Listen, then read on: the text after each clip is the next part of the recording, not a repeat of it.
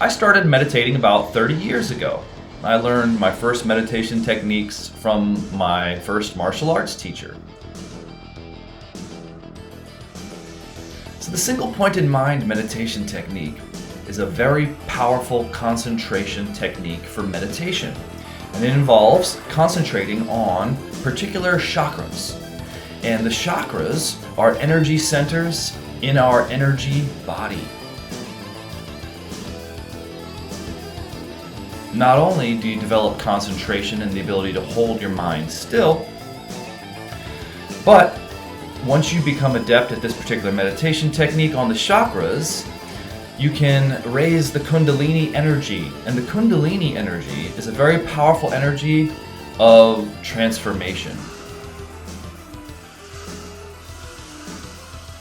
Hey, what's up, my friends? And we're back with day 10, 30 days to raise your frequency. It's official. So, here we are, day 10.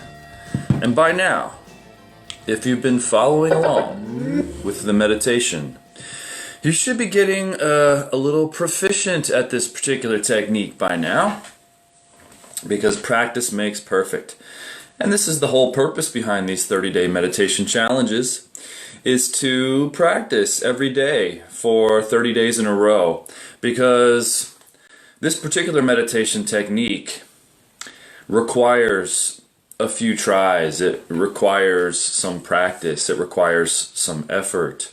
So if you've been joining me every day, kudos, and you will start to notice that if you've been practicing every day, that the technique itself begins to develop a certain hidden part of you, perhaps that you weren't familiar with before. Your ability to hold your mind still at one point, the discipline of doing that and repeating that over and over again has profound effects on your perception, on your mind. You might have noticed that if you've been practicing the meditation, that there are times throughout the day that you'll just be still. You'll just notice that you're able to break out of any type of negative thought cycle, or perhaps you're just able to relax and be in the moment more easily. So we'll be getting into the meditation here in a few minutes, just waiting for a few people to come on. I'm coming on every day for a 20-minute meditation, and yeah, it's been good. It's been good. You know, despite everything that's going on right now, the one thing that we have, and that we always have, is our ability to sit down and meditate. Because the truth is that the world is always full of surprises. The truth is that we can never be sure of anything that may occur tomorrow. It's really just this illusion of comfort that is being kind of uncovered right now. The illusion that we live in a always the same type of society, meaning you can go out and you go to your local store, and right now there might be some stuff missing from the shelves, and you're kind of like, okay, this wasn't like that a month ago, but every time I come to the store, there's a bunch of stuff missing from the shelves. When will it go back to normal? Will it ever go back to normal? Well, I'm sure it will go back. But case in point, the point I'm making here is that the one thing that you can rely on is yourself. The one thing that you can rely on is your meditation ability, your ability to become stronger.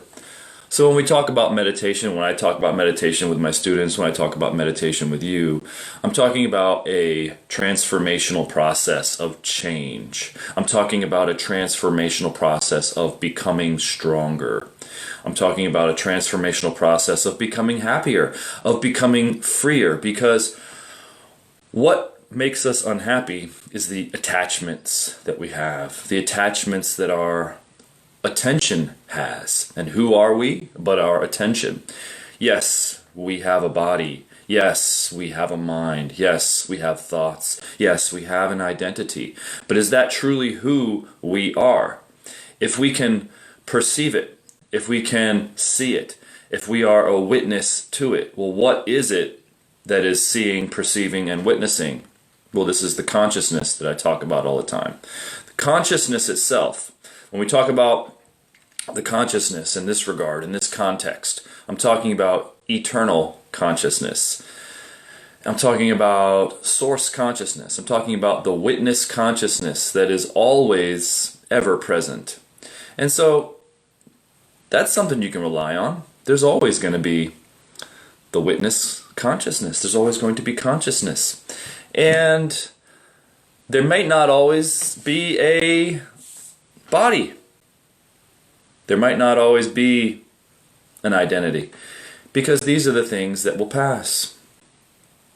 Truly, the lessons of meditation, life, Buddhism, and I don't consider Buddhism a religion. I consider it a science of self-discovery. I consider it a method of self-discovery. And self-discovery is a process of discovering, which means uncovering, who and what we really are.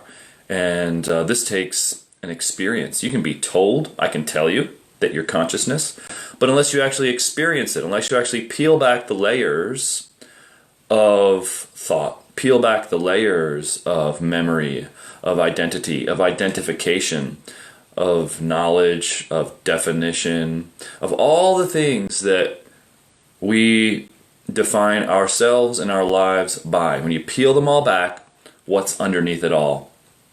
What's behind it all? And is that something that we can truly rely on? And so these are the questions that are answered in your meditation practice. And this is why it's important to meditate. This is why it's important to meditate at all times, even in times when everything is going great. And those are usually the times when we're least interested in meditation, when we're feeling good, when life is going good. Unless you're a serious student of meditation, chances are, if your life is going great, if you're, feeling good, chances are you might not sit down to meditate that day. Well, why would I sit down to meditate that day? Well, it's no different because we live in a world of change. And just as we could, let's say, we have a regular workout practice. Well, if I build up a perfect body, if I build up a lot of muscle, if I get lean, is that going to last if I stop doing what it took to get to that point? Well, of course it's not going to last. We'll always return to... this is a tricky question. On the physical level, we absolutely will return to a sort of baseline. But even on a mental level, even on an emotional level, there are the influences. Because we can... This is why I titled the group Meditation and Mindfulness. Because to me, meditation and mindfulness are both important. Meditation is when we sit down and we train the mind, is when we do the discipline. Mindfulness is how we conduct our lives.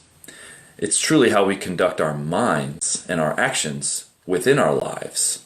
So I think it's important to define these things, because when we define certain things about our practice, we get clarity. And when we have clarity, we have a easier path to follow.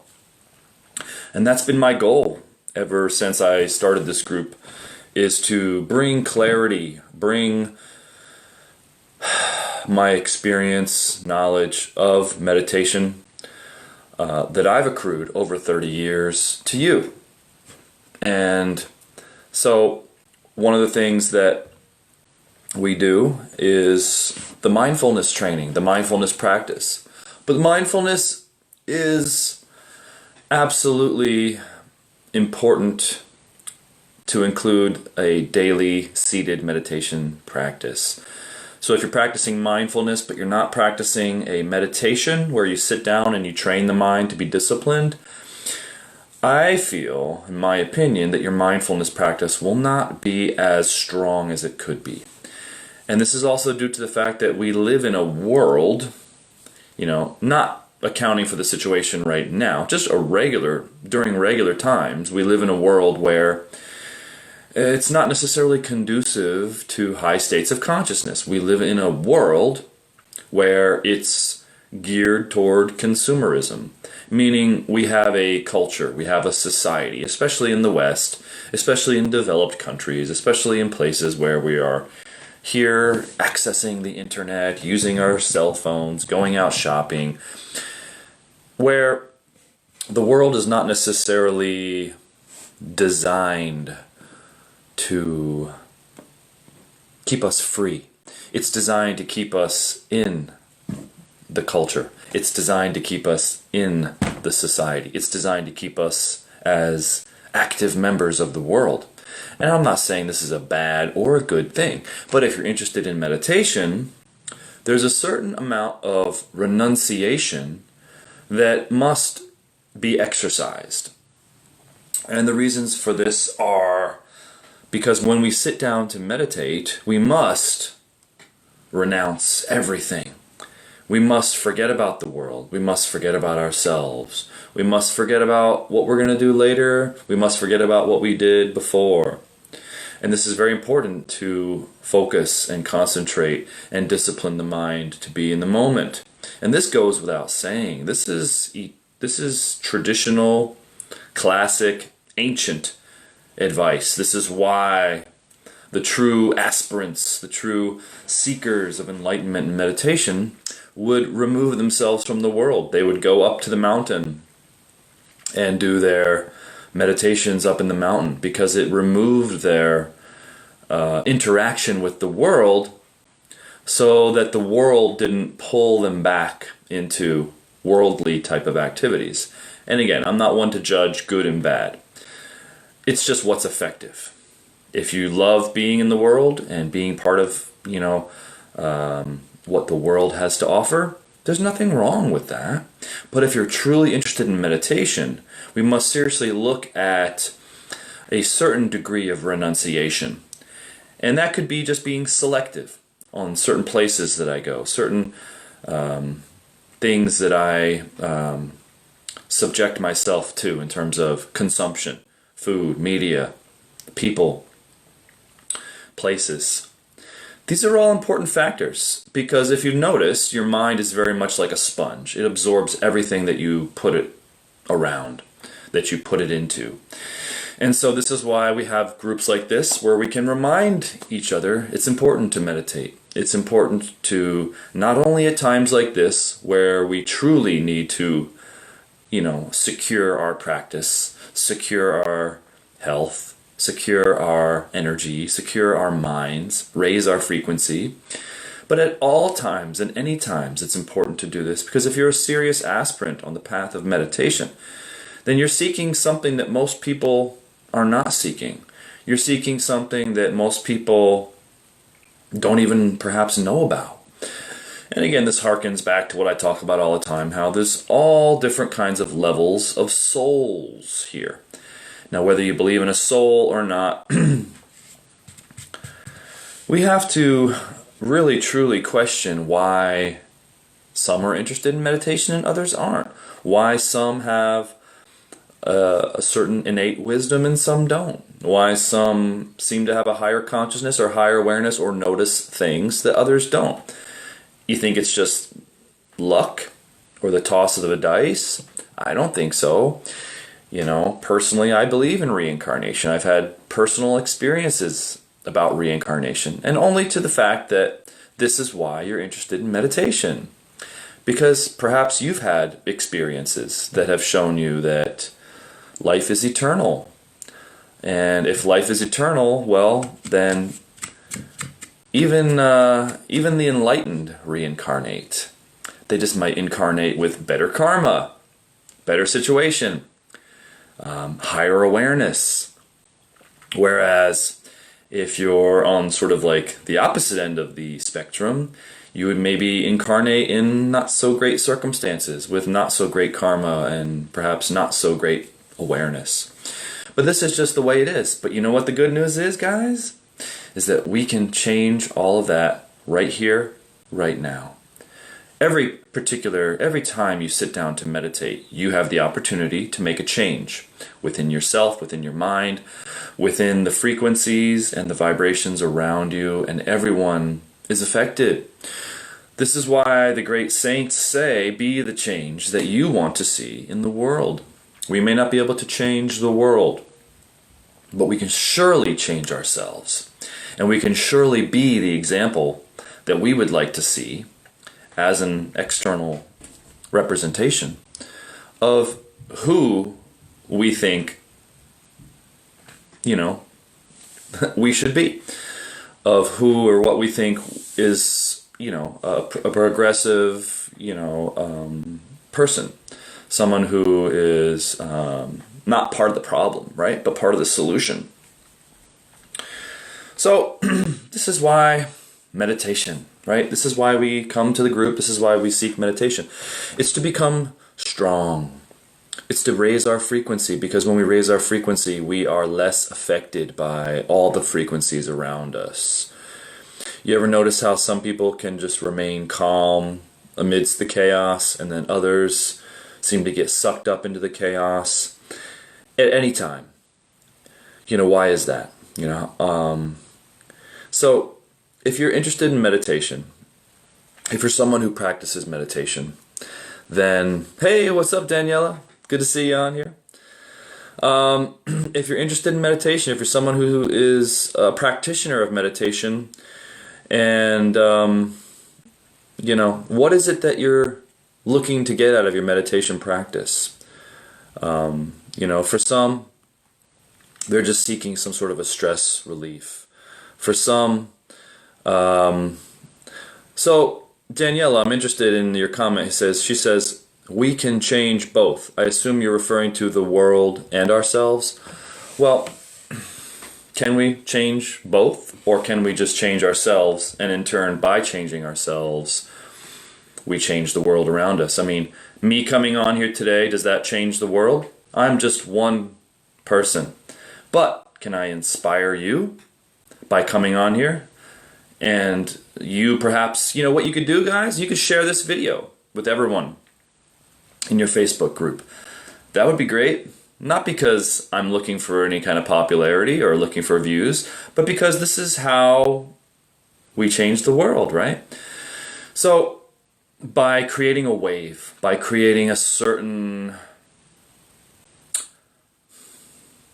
awareness, by putting out the good information, by putting out what we believe is the highest good that we can do. And so this is a form of service. Coming on here doing guided meditations for you guys is my personal form of service. It's just a way to give back to the system. I think it's extremely important, and to help people. If you feel that you've got a certain experience, expertise, talent, skill that you can share with others, why not share it? And if you're a coach, if you're a meditation teacher, and you feel your time is valuable, well, then I believe that you should charge. You should charge whatever amount you feel is worth your time and value. Right now we're doing this for free, but I also have a coaching program that I charge for. But that's a different situation. Those are for folks that are interested in this particular technique and interested in, that need the help of a coach, that need someone to guide them through step by step from beginning all the way through to an experience level to where they feel that perhaps they don't need a coach anymore. And there's so many different factors involved in that. But right now, we're all in the same boat. And so I come on here every day in an effort to bring some levity, in an effort to raise the frequency, because right now, I think more than any type of concern about health, there's more of a concern about what's going on in the world, about the quickness of the changes that are going on in the world. The fact that, we're all being told to stay home. The fact that we're not really sure 100% what's going on for real. And this can be a fearful thought if you don't meditate. Because as meditators, we know that this isn't everything. That the 3D physical realm is not the be-all, end-all. Sure, it's cool while you're alive, you know. I like to do things with my body. I like to work out. I like to dance. I like to have fun, do martial arts, go for bike rides. It's enjoyable. But I also like to have the inner experience of meditation because this keeps me connected to higher truth, to realities beyond the physical realm, which keeps you grounded, believe it or not. It makes sure that you remember the truth that we are multidimensional beings. And if there was ever a time that we needed this reminder, it's now. Because we all kind of do feel like, cooped up. And while it may be for a good reason, or it may not, the truth is that whatever is going on in the world, we always need to regain and remain connected to the higher dimensions of ourselves, of our own being, which in turn connects with the higher dimensions of the great being, of the entire universe or cosmos or whatever you want to call it. So what do you say we get to the meditation, people? And as many of you are new to the group, welcome. We're on day 10 of a 30-day meditation challenge. This one's called 30 Days to Raise Your Frequency, because at this time, if we're not actively raising our frequency, there's a lot of stuff out there that wants to take your frequency and pull it down to a level of fear. And we're not going to let that happen, because we're meditators, and meditation makes you strong. It makes you tough, and it makes you a survivor. It makes you more than a survivor. It makes you a lover. It makes you someone who shares love and light. As cliche as it might be, that's what we're doing. Okay, so let's get to it. 5 steps to stillness. We got 5 steps in this meditation. We're going to put on some music for it. I've got my Bluetooth speaker up. One tip I can give you today, we've gone over a few tips, is put your phone in airplane mode when you meditate. That way there's no distractive signals or Wi-Fi or little messages that come through. There's no dings. Don't just put your phone in mute. Put it in airplane mode while you meditate. You'll feel better. Okay?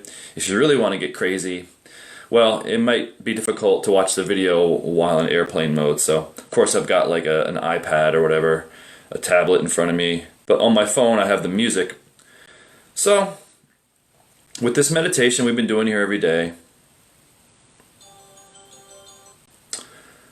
what we're doing is we're raising our frequency through single-pointed mind concentration. And as I pull up my Bluetooth speaker, I'll kind of go over it step by step. Step 1, we use an external focus device called a Yantra. During this process, it is a process of gazing. When we gaze with our eyes, what we do is we hold our focus, we hold our gaze on the single dot in the center. There's a Shri Yantra available for download at the top of the group. Step number 1, focus on the Yantra. We want a laser-like focus on that central dot with our eyes. What this will do is it will stop your thought stream and it'll bring you a sense of warm-up for your concentration, which is very important. Step number 2, 3, and 4, we're focusing on 3 chakras. In step 2, we begin focusing on the navel chakra. And step 3, we focus on the heart. And step 4, focus on the third eye. What this does is it brings your attention to this area. And this disciplines your mind because guess what? You have to hold your attention there. And if you've ever tried this, not the easiest thing to do because the mind has a tendency to wander. These tendencies, all right, thank you for sharing. We have a tendency to wander. This is due to our habit. This is due to our undisciplined minds. If you're someone who's always worked in a mentally disciplined type of career, mathematics, engineering, science, computer science, programming, IT, if you're a chess player, if you've done something where it requires a lot of strategy, it requires logic, it requires focus, concentration, then perhaps you've developed a certain degree of single-pointed mind concentration already. And this technique would probably be secondhand for technical type people. But if you're someone who has not developed the mind in this kind of way, in the beginning, it can feel a little difficult. But just remember, we all started from somewhere. You can do it. Just try. When you hold your mind on these chakras, what we want to do is we want to feel the spot. Even if you can't feel the energy or you can't feel the chakra opening up, this is quite normal at the beginning, because our energy body, our subtle physical energy body, is something that most people aren't even aware of. Most people, it's very blocked up. It's very, most people, it is very numb. And this is because it's just a part of our anatomy that we've not been taught about, unless you're interested in the occult sciences, unless you're interested in Qigong, meditation, maybe even some forms of yoga. Most people don't even know that there's a subtle physical body with 7 primary chakras, meridians, nadis, chakras all over the place. But in this meditation technique, when we focus on those chakras, that's where the chakras are. They're in the energy body, but they correspond around the areas of the physical body where we'll be touching. Okay, now we move on to step 5, and step 5 is a release. It's a release of the contraction. It's a surrender. There's nothing to do during this step except let go. And this process of letting go will bring you to higher consciousness. It's sort of like the first initial steps prepare you with the focus of the single-pointed consciousness. And by the step 5, we release all consciousness and focus, and then we are meditating. And if we've done a good job, we have focused very hard on the chakras, there will be a concurrent rising of what's called the Kundalini Energy. Kundalini Energy rests at the base of the spine, or I should say near the base of the spine, in what's called the root chakra. And when we focus on any particular chakra above the root chakra, the Kundalini will rise to that point. And sometimes it can feel that rise. It might feel like an internal orgasm, or it might feel like a very subtle, very subtle energy. It all depends on the level of blocks in your energy body. It all depends on your experience in meditation, etc., etc. So let's get to some meditation experience, shall we? So follow along with me. I'll guide you through this meditation. This meditation is very important because it's going to make you strong. It's going to make you wise. It's going to teach you about yourself, because there's nothing better than when you try to discipline your mind and you notice all these tendencies that the mind has. It's like, wow, I didn't even notice that before, because our attention's all caught up in the tendencies. Our attention is all caught up in the senses. All right? So let's get to it, my friends. No better way to learn than doing, yeah? Or not doing, as the case may be. Whoa! I was blasting some music yesterday, dancing around. It was crazy. Here we go. Step 1, we focus on that yantra, laser-like focus. What I'd like everyone to do is sit up straight, whether you're seated in a chair or sitting on the ground, back straight, good posture, take a big deep breath.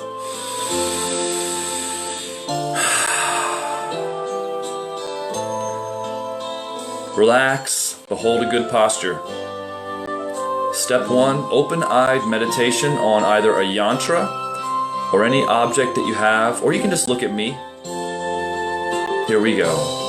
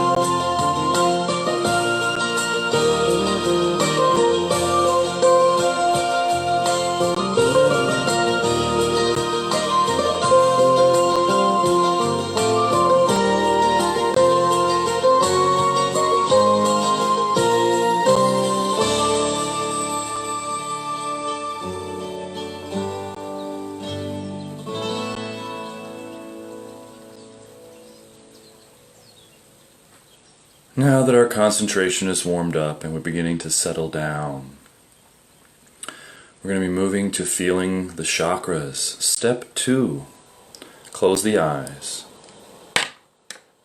Place the fingertip just below the navel.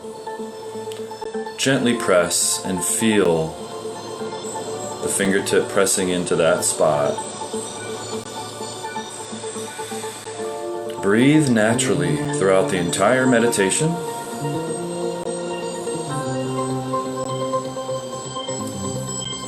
Hold your attention on feeling the spot where the finger is touching. When thoughts come in and out of the mind, simply ignore them and return your attention back to the navel chakra.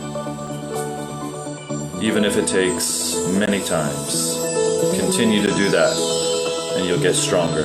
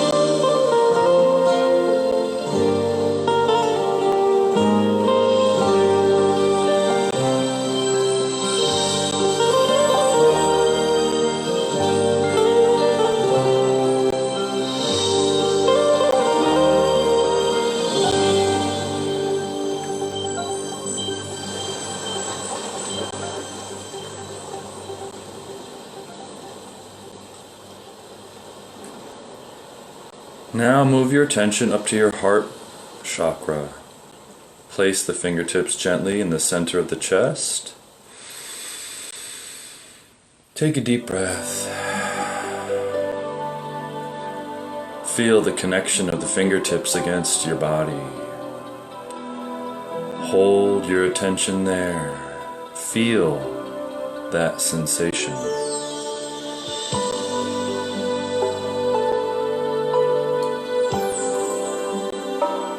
once you've locked on to that feeling with your attention, remove the fingers. Hold steady on feeling that spot.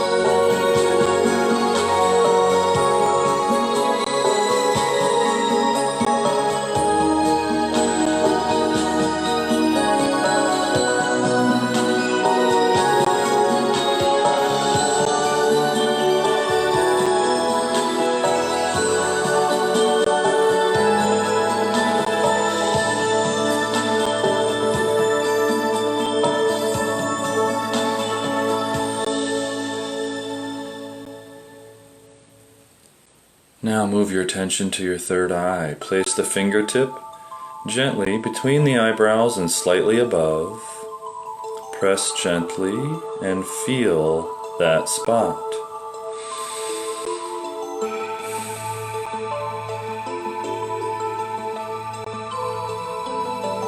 Connect with the feeling of the fingertip pressing against the forehead. When you remove the finger, it'll leave a subtle impression of that same feeling. Lock onto that feeling and hold still. Don't space out. Hold still on the chakra.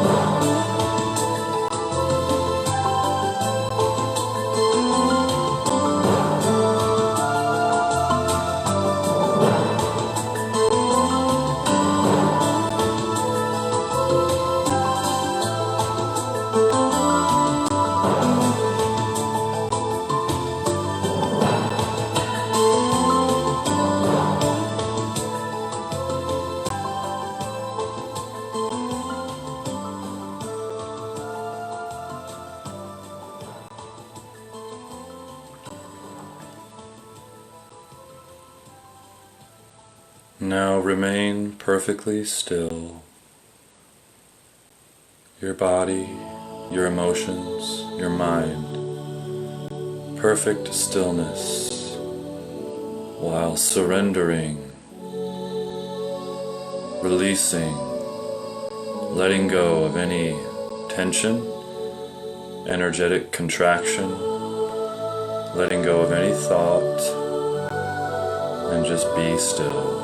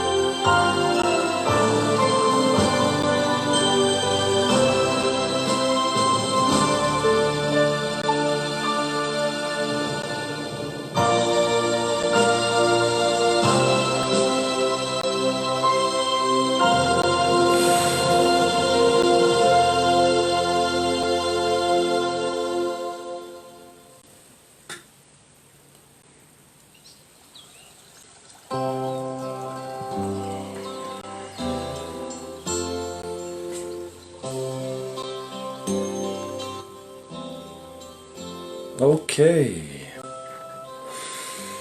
Take a big deep breath and come on back to the body. Works every time. I don't know about you, but no matter how you start the meditation, it always ends up good. And that's why it's called the 5 steps to stillness. It's because what we're really doing is preparing for that 5th step. That 5th step is truly the meditation. Now you could extend the 5th step indefinitely. You could, instead of doing 5 minutes, you could do 10, 15, 20 minutes on just the 5th step. After going through the first 4 steps, let's say you want to spend 5 minutes on step 1, 5 on step 2, 5, and then do 15 or 20 minutes on just that 5th step. Well, that would just be awesome. So, it's all about stillness. That's why it's the 5 steps to stillness, because it takes a few steps to get still, if you've noticed. And that's why it's called concentration to consciousness, because consciousness is stillness. Or I should say that consciousness, how do we get to consciousness, is by becoming still. And what we're stilling is the movement, these tendencies of movement, the tendencies of not only our attention to move around, but our bodies. We need to discipline our bodies by sitting up straight with a good posture and ensuring that our body is still and that our body is not a distraction. And we want to make sure our emotional or our energy body is still or in a state of balance, of equilibrium. It's not in a state of contracted or rampant or chaotic energy. And similarly, we want to make sure our mind, our mental plane, our mental body is also in a state of stillness, or at least slowed down enough to where it's not a constant distraction. And so with each and every step, we are disciplining the various levels of our being so that when we enter into that 5th step, we're ready, we're prepared to fully give it all up, to fully become perfectly still. And when we become perfectly still, consciousness is what is. Consciousness was always there. We just had to get out of the way and dissolve into it. And this is where the true meditation begins. So thank you, my friends, for joining me today. As always, we'll see you again tomorrow at around 2 p.m. for another meditation. Take care.